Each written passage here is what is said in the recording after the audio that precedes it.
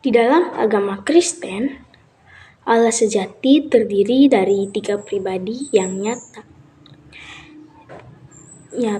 Ketiga pribadi tersebut adalah Allah Bapa, Allah Putra, dan Allah Roh Kudus. Allah Roh Kudus adalah sebuah pribadi ketiga dalam Tritunggal yang diwahyukan kepada orang Kristen. Sebagaimana tertuang dalam Alkitab, Yohanes bab 5 ayat 7. Roh Kudus adalah satu dengan Bapa dan Putra. Ia disembah dan dimuliakan bersama dengan Bapa dan Putra sebagai yang satu dalam kodrat dan sama dalam keagungan pribadi dengan Bapa dan Putra. Roh Kudus dikenal sebagai penghibur, penolong, atau pembela. Ketiga kata tersebut berasal dari bahasa Yunani, yaitu parakletos, yang bersumber dari kata paraklet atau nama lain Roh Kudus. Dalam Injil Yohanes bab 16 ayat 13 diceritakan bahwa Roh Kudus yang memimpin para penulis Alkitab untuk menulis tentang kebenaran dan memimpin orang-orang percaya untuk mengenal lebih dalam serta memahami secara mendalam kebenaran tersebut.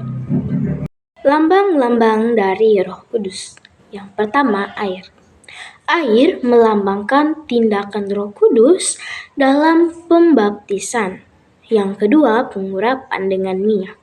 Pengurapan dengan minyak sebagai tanda sakramen penguatan. Pengurapan ini adalah tanda sakramental dari sakramen penguatan. Yang ketiga, api. Api melambangkan daya transformasi perbuatan Roh Kudus seperti pada hari Pentakosta. Roh Kudus datang dalam bentuk lidah-lidah seperti api. Yang keempat, merpati. Merpati melambangkan ketika Kristus keluar dari dalam sungai setelah dia dibaptis, Roh Kudus datang dalam rupa merpati, turun atasnya, dan berhenti di atasnya. Roh Kudus ini, teman-teman, memiliki peran utama dalam menyatukan seluruh umat beriman yang berhimpun untuk mengambil bagian dalam Allah Tritunggal. Roh Kudus juga berperan sebagai penolong bagi umat beriman dan menuntun hati umat beriman untuk mengalami keselamatan dari Bapa yang diwujudkan dalam Yesus Kristus. Yang pertama, memberikan kesaksian tentang kebenaran. Yang kedua, membimbing dalam pengambilan keputusan. Yang ketiga, melindungi dari bahaya baik jasmani maupun rohani. Yang keempat, mengajarkan hidup yang benar.